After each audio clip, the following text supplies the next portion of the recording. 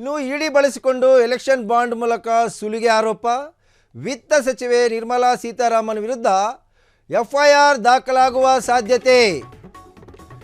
ಇಡಿ ಬಳಸಿಕೊಂಡು election bond ಮೂಲಕ ಸುಲಿಗೆ ಆರೋಪ. ವಿತ್ತ ಸಚಿವೆ ನಿರ್ಮಲಾ ಸೀತಾರಾಮನ್ ವಿರುದ್ಧ ದಾಖಲಾಗುತ್ತಾ ಎಫ್ಐಆರ್? ನಿರ್ಮಲಾ ಸೀತಾರಾಮನ್ ವಿರುದ್ಧ ಎಫ್ಐಆರ್ಗೆ ಕೋರ್ಟ್ ಸೂಚನೆ. ಜೆಪಿ ನಡ್ಡಾ, ಬಿವೈ ವಿಜೇಂದ್ರ, ನಳಿನ್ ಕುಮಾರ್ ಕಟೀಲ್ ಹಾಗೂ ಇವರ ಜೊತೆ ಜಾರಿ ನಿರ್ದೇಶನಾಲಯ ವಿರುದ್ಧವೂ ಕೂಡ ಈಗ ಎಫ್ಐಆರ್ ದಾಖಲಿಸಲು ಸೂಚನೆ. ಬೆಂಗಳೂರಿನ ಜನಪ್ರತಿನಿಧಿಗಳ ವಿಶೇಷ ನ್ಯಾಯಾಲಯದಿಂದ ಆದೇಶ. ಪಿಸಿಆರ್ ನಂಬರ್ 4880-204 ಸೀತಾರಾಮನ್ ಸೇರಿ ಇತರರ ವಿರುದ್ಧ ದೂರು. ಇಡಿ ಬಳಸಿಕೊಂಡು ಎಲೆಕ್ಷನ್ ಬಾಂಡ್ ಮೂಲಕ ಸುಲಿಗೆ ಆರೋಪ. ಕೇಂದ್ರ ವಿತ್ತ ಸಚಿವೆ ನಿರ್ಮಲಾ ಸೀತಾರಾಮನ್ ವಿರುದ್ಧ ದಾಖಲಾಗುತ್ತಾ ಎಫ್ಐಆರ್? ನಿರ್ಮಲಾ ಸೀತಾರಾಮನ್ ವಿರುದ್ಧ ಎಫ್ಐಆರ್ಗೆ ಕೋರ್ಟ್ ಸೂಚನೆ. ಅಲ್ಲದೆ ಜೆಪಿ ನಡ್ಡಾ, ಬಿಜೆಪಿ ರಾಜ್ಯಾಧ್ಯಕ್ಷ ಬಿವೈ ವಿಜೇಂದ್ರ, ನಳಿನ್ ಕುಮಾರ್ ಕಟೀಲ್ ಸೇರಿದಂತೆ ಇಡಿಯನ್ನು ಪಾರ್ಟಿ ಮಾಡಿ ಈಗ ಒಂದು PCR ಅನ್ನು ಸಲ್ಲಿಕೆ ಮಾಡಲಾಗಿತ್ತು. ಸೊ ಅದರ ಆ ಕೋರ್ಟ್ನ ಒಂದು ಆದೇಶ ಈಗ.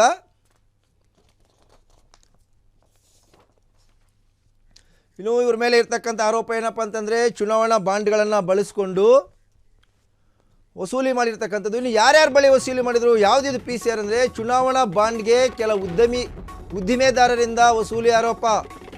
ಒಂದೇ ಕಂಪನಿಯಿಂದ 230 ಕೋಟಿ ಪಡೆದಿರ್ತಕ್ಕಂಥ ಆರೋಪ. ಅನಿಲ್ ಅಗರ್ವಾಲ್, ಅರೋಬಿಂದೋ ಕಂಪನಿಯಿಂದ ವಸೂಲಿ. ಅನಿಲ್ ಅಗರ್ವಾಲ್ ಸಂಸ್ಥೆಯಿಂದ 230 ಕೋಟಿ ವಸೂಲಿ ಆರೋಪ. ಅರಬಿಂದೋ ಫಾರ್ಮಸಿ ಸಂಸ್ಥೆಯಿಂದ 49 ಕೋಟಿ ವಸೂಲಿ ಆರೋಪ. ಇನ್ನು ಈ ಒಂದು ವಸೂಲಿ ಏಪ್ರಿಲ್ 2019, ಆಗಸ್ಟ್ 22, ನವೆಂಬರ್ 2023ರಂದು ನಡೆದಿರ್ತಕ್ಕಂಥದ್ದು. ಈ ಬಗ್ಗೆ ನಿರ್ಮಲಾ ಸೇರಿದಂತೆ ಹಲವು ನಾಯಕರ ವಿರುದ್ಧ ಕೋರ್ಟ್ಗೆ ದೂರು ಕೂಡ PCR ಕೂಡ ಸಲ್ಲಿಸಲಾಗಿತ್ತು. ಜನಪ್ರತಿನಿಧಿಗಳ ಕೋರ್ಟ್ಗೆ ದೂರು ಸಲ್ಲಿಸಿದ್ದ ವಕೀಲರಾದಂಥ ಆದರ್ಶ್ ಐಆರ್.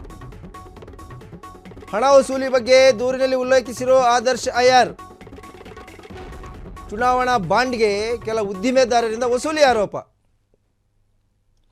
ಒಂದೇ ಕಂಪನಿಯಿಂದ 230 ಕೋಟಿ ಪಡೆದಿರೋ ಆರೋಪ. ಅನಿಲ್ ಅಗರ್ವಾಲ್, ಅರೋಬಿಂದೋ ಕಂಪನಿಯಿಂದ ವಸೂಲಿ.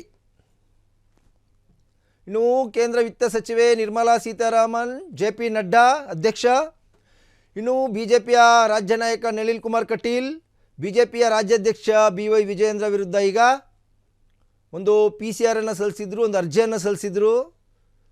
ಸೊ ಅದಕ್ಕೆ ಸಂಬಂಧಪಟ್ಟಂತೆ ಈಗ ಕೋರ್ಟ್ ಆದೇಶ. ಇವರ ವಿರುದ್ಧ ತಿಲಕ್ ನಗರ ಪೊಲೀಸ್ ಠಾಣೆಯಲ್ಲಿ ದೂರು ದಾಖಲಿಸುವಂತೆ ಕೋರ್ಟ್ ಆದೇಶ ಮಾಡಿರ್ತಕ್ಕಂಥದ್ದು. ಇನ್ನು ತಿಲಕ್ ನಗರ ಪೊಲೀಸ್ ಠಾಣೆಯಲ್ಲಿ ಈ ಹಿಂದೆ